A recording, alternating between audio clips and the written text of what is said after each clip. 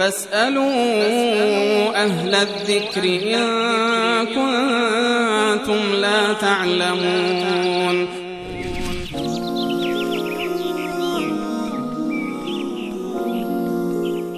سوال بعدی آقا محمد از نروژ بود که سوال کردن که آیا خانم ها میتونن موقع نماز اذان بگن؟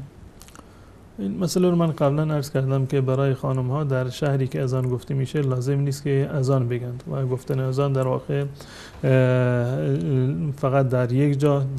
در جایی که محل اقامه نماز هست مشروع هست و وقتی که در اونجا اذان گفته شد پس بنابراین نیازی به اذان دیگر نیست و این یک مسئله دیگر خود حکم اذان گفتن برای خانم ها هم یک امر در واقع نامشروعی هست و این حکم مخصوص مردان هست و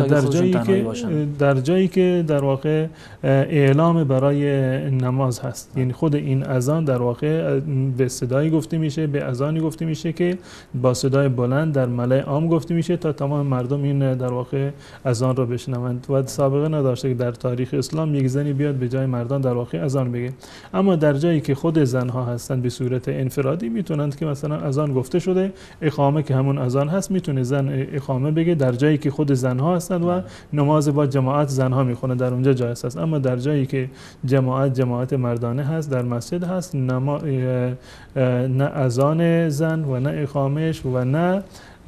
امامتش اینها مشروع نیست.